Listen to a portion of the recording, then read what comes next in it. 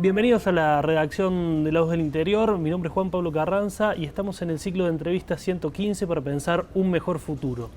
Ahora nos acompaña el presidente de la Cámara de Comercio de Córdoba, José Viales. José, ¿cómo estás? Hola, buen día. Con quien vamos a charlar sobre las perspectivas del sector comercial de cara al futuro. José, la primera pregunta es, ¿qué desafíos tiene el comercio, el rubro, de cara a la Córdoba del 2030? ¿Cómo ayuda a pensar esta ciudad? Indudablemente que el desafío más grande que tiene es la informática, es decir, el mundo de la inteligencia artificial.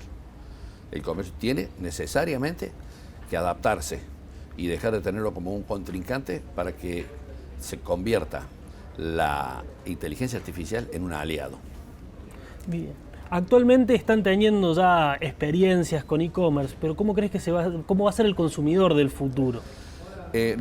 Estamos teniendo, sí, efectivamente, experiencias. Estamos en más o menos entre un 8 y un 10% de comercio ya se realiza por internet, por poner un nombre, no sé cómo se llamará. Hay comerciantes que ya están adaptados, es decir, tenemos en la Cámara socios que tienen varias sucursales y ya venden por internet como si fuera una sucursal más.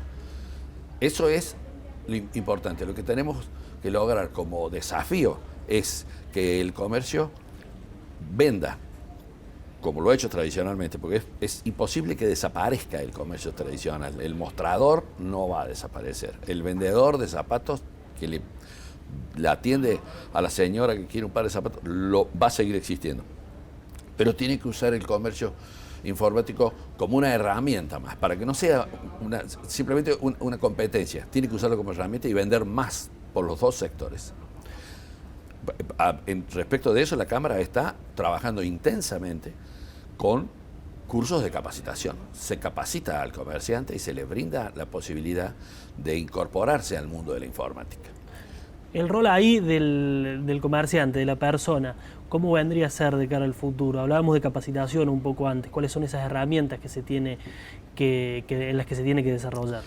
Bueno, el comerciante tiene que capacitarse para adaptarse a la modernidad. Entonces, ya el vendedor, ¿no es cierto? No hablemos del comerciante o del comerciante, pero también el empleado del comerciante tiene que saber que es un prestador de servicio. Y el prestador de servicio es el que recibe al consumidor, lo alienta a comprar, lo orienta para saber qué comprar, tiene que hacerlo honestamente para que lo que compre le sirva, para que ese consumidor vuelva. Y además tiene que saber que el consumidor ya viene con una fuerte carga de informática arriba, es decir, ya viene influenciado por la informática. Hay que convencerlo de que es bueno volver al negocio. Y si no, aquel que no quiera volver, venderle por internet.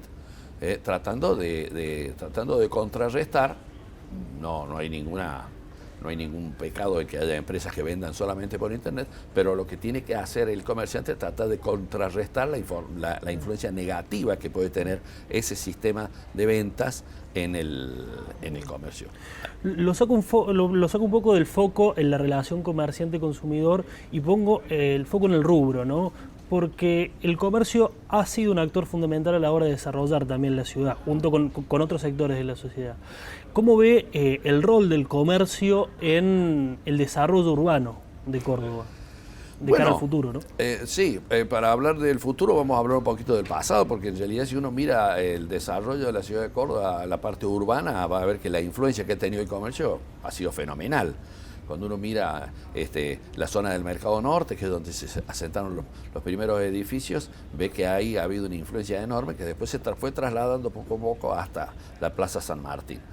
El comercio para el futuro tiene que tener la misma influencia, tiene que estar vinculado con los desarrollos del resto de la sociedad. Es decir, el comercio tiene que estar vinculado con el turismo.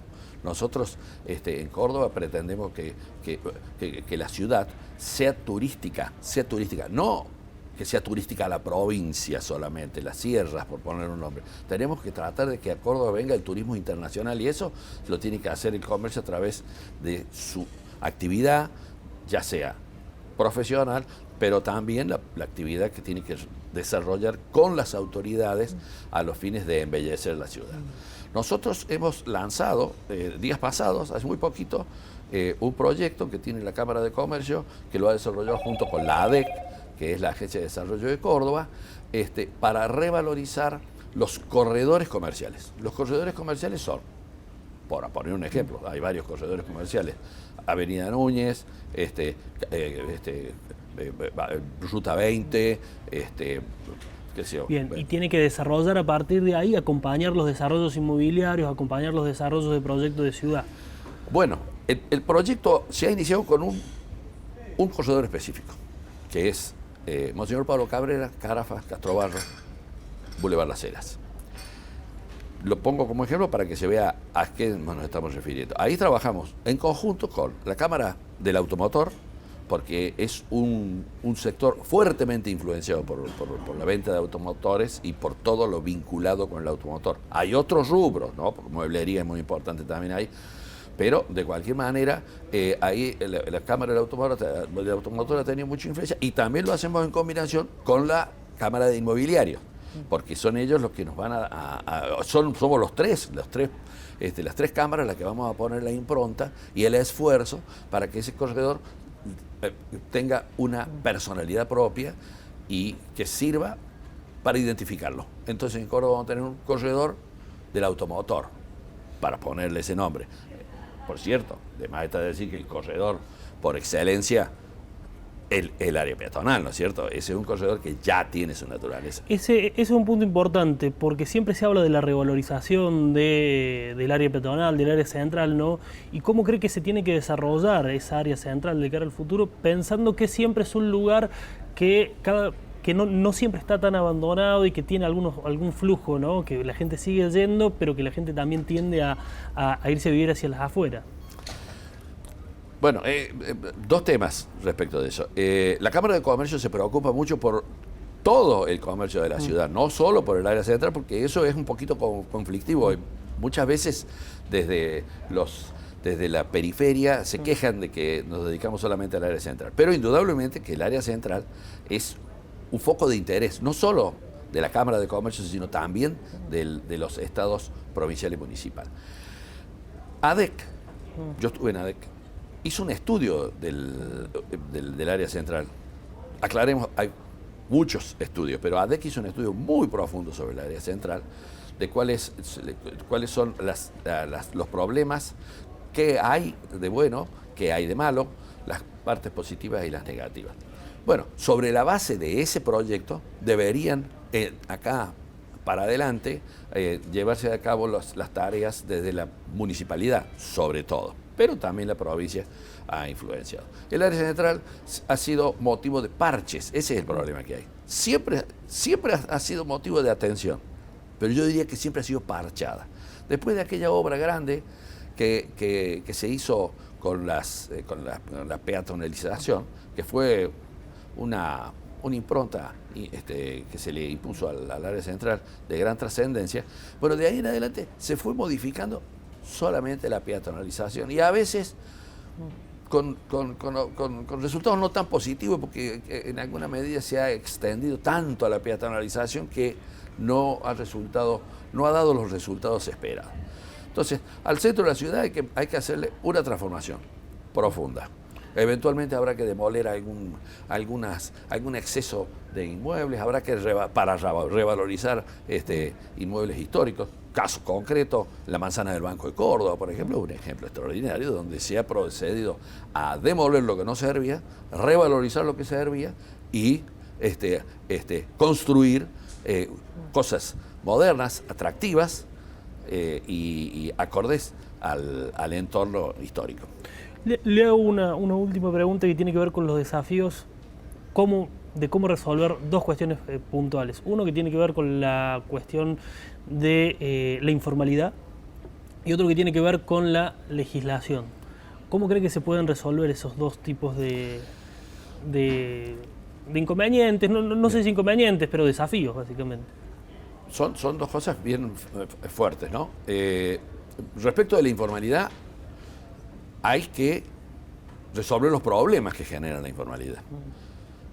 Y la excesiva presión fiscal, que nosotros la denunciamos siempre, va a favor de la informalidad.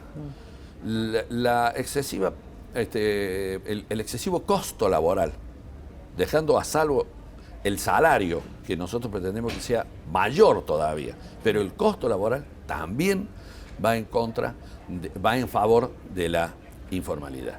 ¿Por qué? Porque cuando nosotros observamos en la actualidad que tenemos un 18% de locales vacíos en el microcentro, tenemos un resultado que es curioso. No todos los que se fueron se fundieron. Muchos se fueron a la periferia y otros se fueron a la informalidad.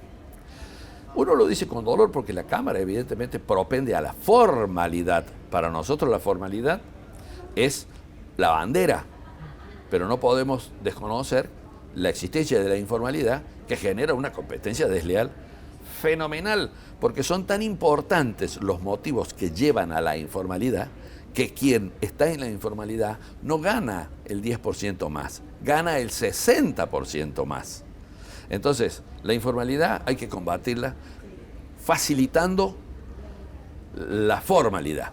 En esto lo voy a citar a Felipe González, cuando en México hablaba un día sobre el desempleo.